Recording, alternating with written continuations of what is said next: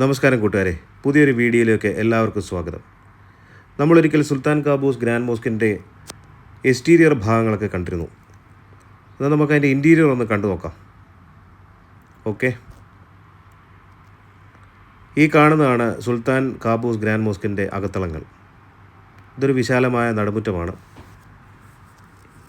അതിമനോഹരമായിട്ടുള്ള ഒരു നിർമ്മിതിയാണിത്. ഇതിൻ്റെ ഏറ്റവും മനോഹാരിത എന്ന് പറയുന്നത് ഈ സാൻഡ് സ്റ്റോൺ കളറിലുള്ള ഇതിൻ്റെ എക്സ്റ്റീരിയറാണ്. അതിവിടുത്തെ എല്ലാ ട്രഡീഷണൽ ബിൽഡിങ്ങിലും ഈ ഒരു നിറമാണ് കൊടുക്കാറുള്ളത്. സത്യത്തിൽ ഒമാന് ഈ നിറമാണ്. ഒമാനിലെ ഒരുപാട് മലകളുടെ നാടാണ് ഒമാൻ. ഒരുപാട് മലകളുണ്ട്, പക്ഷേ മരങ്ങളുണ്ടാവില്ല. മരങ്ങളില്ലാത്ത മലകളുള്ള നാടാണ് ഒമാൻ. അപ്പം ആ ഒരു നിറം തന്നെയാണ് ഈ ബിൽഡിങ്ങിനുള്ളത്.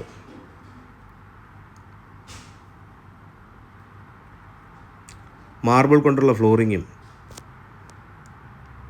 അതിമനോഹരമായിട്ടുള്ള വുഡൻ പാനലിംഗ് കൊണ്ടുള്ള സീലിങ്ങും ഒക്കെ ആയിട്ട് ഗ്രാൻഡ് മോസ്ക് നമ്മളെ വല്ലാതെ ആകർഷിക്കും. തീർച്ചയായിട്ടും ഇതൊരു ആർക്കിടെക്ചറൽ മാർവലാണ്. ആർക്കിടെക്ചറൽ വിദ്യാർത്ഥികൾക്ക് തീർച്ചയായിട്ടും ഒരു നല്ല വിരുന്നായിരിക്കും ഈ മനോഹരമായിട്ടുള്ള ആരാധനാലയം. ഈ മോസ്കിനെ പറ്റി പറയുകയാണെങ്കിൽ ഇതിൽ ഒരേ സമയം 20,000 ആളുകൾക്ക് പ്രാർത്ഥിക്കാനുള്ള സൗകര്യമുണ്ട്. പുരുഷന്മാർക്ക് പ്രത്യേക ഏരിയയുണ്ട്, സ്ത്രീകൾക്ക് പ്രത്യേക ഏരിയയുണ്ട്. അങ്ങനെ അതിനെ ഡിവൈഡ് ചെയ്തിട്ടുണ്ട് അകത്ത്. അപ്പം 6500 പേർക്ക് ഇരിക്കാനുള്ള സൗകര്യമുണ്ട്.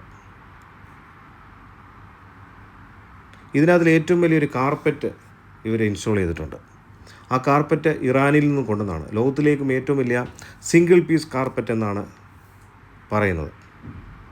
ഏകദേശം 3 വർഷത്തോളം എടുത്തു ആ കാർപ്പറ്റ് കംപ്ലീറ്റ് ചെയ്യാൻ. അങ്ങനെയാണത് ഇവിടെ കൊണ്ടുവന്ന് ഇൻസ്റ്റാൾ ചെയ്തിരിക്കുന്നത്.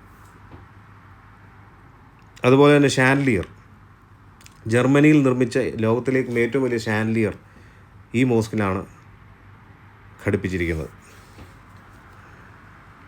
വിശാലമായ പൂന്തോട്ടമാണ് ഇതിന് ചുറ്റുമുള്ളത്. അതുകൊണ്ട് തന്നെ നമുക്ക് വൈകുന്നേരങ്ങളിൽ ഇവിടെ വന്ന് ഇങ്ങനെ ഇരിക്കാനും ഒരു ഇളം കാറ്റ് ഏറ്റ് അങ്ങനെ മനോഹരമായിട്ട് ഇരുന്ന് മനസ്സിനെയൊക്കെ ഒന്ന് റിലാക്സ് ആക്കി പോകാൻ പറ്റിയ ഒരു സ്ഥലമാണ്. ഈ മോസ്കിൽ വരുമ്പോൾ തീർച്ചയായിട്ടും നമ്മൾ മാന്യമായ വസ്ത്രം ധരിക്കണം. ലിമിറ്റഡ് ആയിട്ടുള്ള ഫോട്ടോഗ്രാഫിയൊക്കെ അനുവദനീയമാണ്. അതുകൊണ്ടാണ് എനിക്ക് ഇത്രയുമൊക്കെ എടുക്കാൻ കഴിഞ്ഞത്. നോക്കൂ, അതിൻ്റെ റൂഫൊക്കെ നോക്കൂ, എത്ര മനോഹരമാണ്. ഇതിൻ്റെ റൂഫിങ്ങും പിന്നെ ലൈറ്റിങ്ങുമാണ് ഇതിനെ ഒരു പ്രത്യേക ഒരു ആംബിയൻസിലോട്ട് ഇതിനെ കൊണ്ടുവരുന്നത്. ചില ആംഗിളിൽ മനോഹരമായിട്ടുള്ള ഫ്രെയിംസ് നമുക്കിതിനകത്തിൽ കിട്ടും. അത്ര മനോഹരമാണിത്. നോക്കൂ, ആ ലൈറ്റിങ് ആ വോളിന് പ്രത്യേക ഒരു ഭംഗി നൽകുന്നുണ്ട്. വളരെ വെൽ മെയിൻറ്റൈൻഡ് ആണ്. എവിടെയും നമുക്ക് ഡിസോർഡറായിട്ട് ഒന്നും കാണാൻ കഴിയില്ല. ചപ്പും ചവറും ഒന്നും കാണാൻ കഴിയില്ല. ആളുകൾ വളരെ നല്ല രീതിയിൽ തന്നെയാണ് കീപ്പ് ചെയ്യുന്നത്. ഡിസിപ്ലിൻഡ് ആയിട്ട് തന്നെയാണ് മെയിൻറ്റെയിൻ ചെയ്യുന്നത്. തീർച്ചയായിട്ടും ഒമാനിൽ വരുന്ന ഒരാൾക്ക് മസ്കറ്റിലെ ഗ്രാൻഡ് മോസ്ക് തീർച്ചയായിട്ടും കണ്ടിരിക്കണം. അല്ലെങ്കിൽ അതൊരു വലിയ മിസ്സായിരിക്കും. നോക്കൂ, ഇവിടെ നിന്ന് ഈ മുറ്റവും പൂന്തോട്ടവും വീക്ഷിക്കുമ്പോൾ എത്ര മനോഹരമാണ്. ഒരുപാട് ടവറുകളുണ്ട് ഇതിന് ചുറ്റും. ആ ടവറുകൾ നമ്മളെ വളരെയധികം ആകർഷിക്കും. നല്ല ഉയരമാണ്. നമ്മളതിൻ്റെ ബേസ്മെൻറ്റിൽ ചെന്ന് നിൽക്കുമ്പോൾ ഭീകരമായ വിധം ഉയരമുള്ളതായിട്ട് നമുക്ക് തോന്നാറുണ്ട്.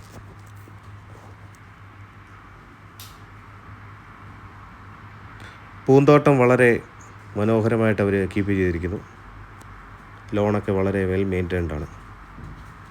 നമുക്ക് ഒരുപാട് ഹിസ്റ്ററിക് മോണുമെൻറ്റ്സ് ഉണ്ട് ഇതുപോലെ ഇന്ത്യയിൽ. അത് എത്രമാത്രം വെൽ മെയിൻറ്റൈൻഡ് ആണ് എന്നുള്ള കാര്യത്തിൽ സംശയമുണ്ട്. പല പ്രദേശങ്ങളും സഞ്ചരിക്കുമ്പോൾ നമ്മൾ വളരെ നിരാശനാകാറുണ്ട്.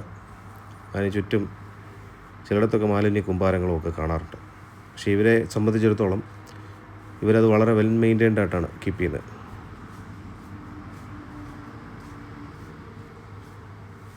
കണ്ടില്ലേ അതിൻ്റെ ആ ഒരു ഈ ടവർ അതിമനോഹരമാണ്.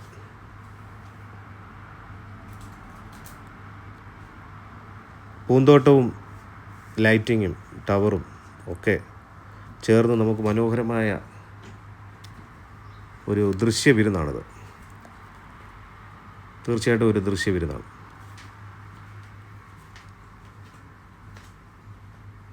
അപ്പോൾ തീർച്ചയായിട്ടും വീഡിയോ ഇഷ്ടപ്പെട്ടെങ്കിൽ ലൈക്ക് ചെയ്യുക, സബ്സ്ക്രൈബ് ചെയ്യുക. നന്ദി, നമസ്കാരം.